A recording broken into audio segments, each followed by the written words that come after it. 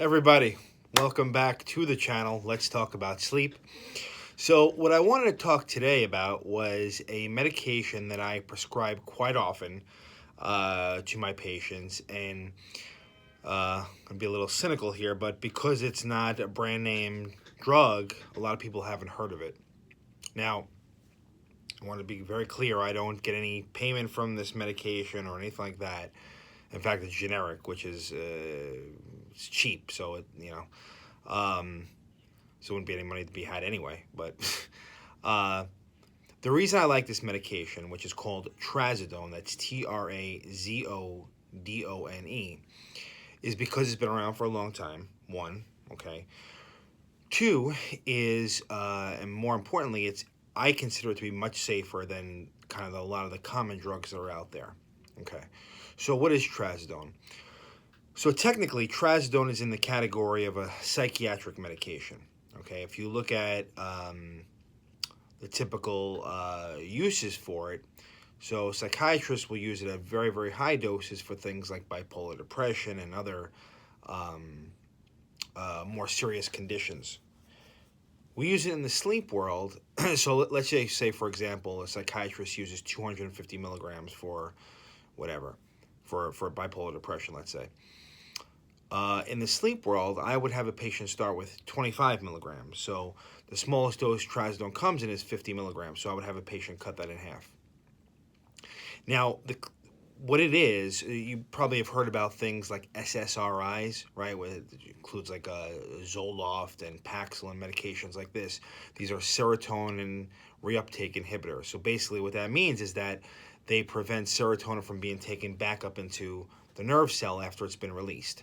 What does that mean in plain English? Well, it basically means that there's more serotonin around in the brain, which serotonin, people think makes us happy or contributes to us feeling good or less depressed or less anxious. So a serotonin reuptake inhibitor essentially floods the system with serotonin, and that can reduce some of the anxiety, some of the depression.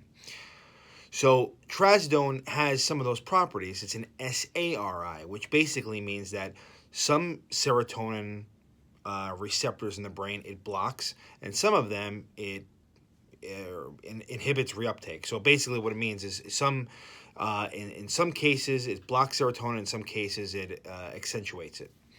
Okay.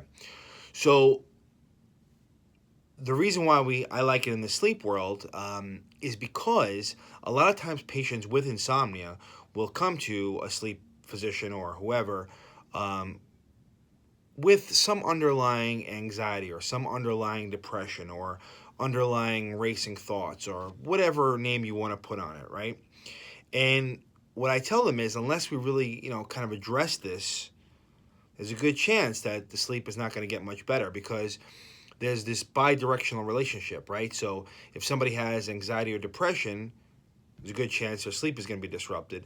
And if they have poor quality sleep, there's a good chance those other things are going to be harder to treat. So, so what I find is that, if somebody comes to me and they have one of these conditions, or I think they may have one of these conditions, I'm not a psychiatrist, I'm a neurologist. First step would be, if they don't have a psychiatrist and they're not on any psychiatric medications, I would consider putting them on trazodone, assuming that, other things have been ruled out, which is the kind of the purpose of some of these other videos. But getting back to trazodone, though, the reason why I like it is for this reason. It helps the brain to kind of calm down, if you will, right? And it helps induce sleep. So why this versus Ambien or Lunesta or some of these other medications? Well, those kind of brand name meds, they don't really ever get to the heart of the problem. They're kind of like a Band-Aid, right? So if I give somebody Ambien and they have really bad anxiety, what's it going to do? It may knock them out, sure, and it may help them to some degree, but it's not really getting to the heart of the problem. Whereas trazodone, in some cases, actually can help the person to feel better in the daytime as a result. I've seen that happen several times.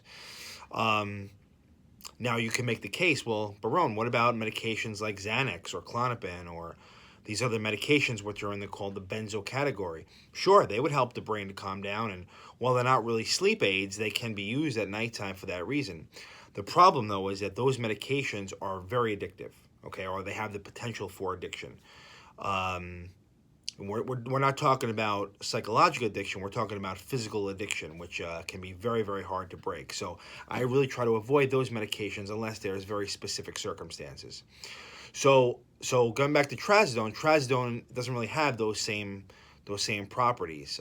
Like anything that you take at nighttime, if you take it frequent enough, you may have a psychological addiction to it, meaning that you feel like if I don't have this, and my insomnia is going to get worse, or I'm not going to be able to sleep at all. But when we talk about physical addiction, what we're talking about is withdrawal and going through a really life-threatening situation. So similar to like an alcohol with addiction and withdrawal. So trazodone, for those reasons, is something that I tend to kind of go to quite often. The downside of it, which I always tell my patients, is like anything that you may take at nighttime, the question is, how do you feel the next day? Some people get very, very hungover from it, like any medication.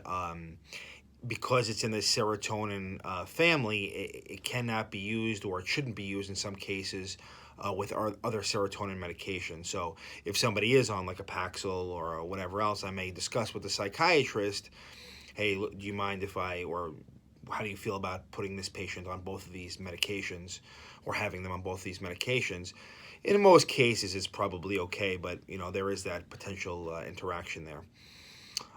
There's a couple of other weird side effects listed. What I tell people always this is like, if you want to find something online that says that medication X causes you to grow 6 toes, you're probably going to find it. Okay, so so the kind of things that are listed in a physician desk reference or something of that nature,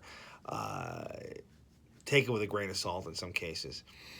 But trazodone does have potential risks, and that is something that we have to take seriously. But for the most part, though, the main things are what I just mentioned. So that's trazodone. That's, like I said, one of my favorite medications out there. Oftentimes that'll probably be my first line, depending on what the patient has tried or has not tried. And if it doesn't work, all right, no harm, no foul.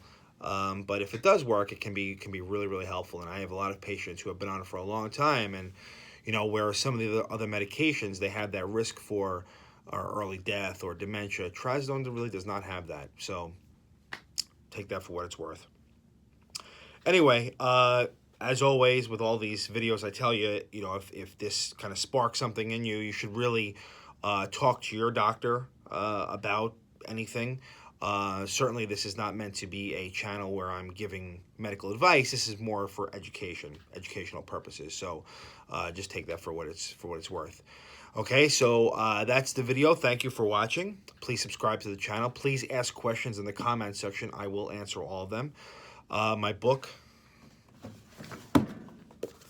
Let's Talk About Sleep. This is the hardcover. The soft cover, or the paperback, is coming out in May of 2019, so keep an eye out for that. And thanks for watching, guys. Until next video, sleep well.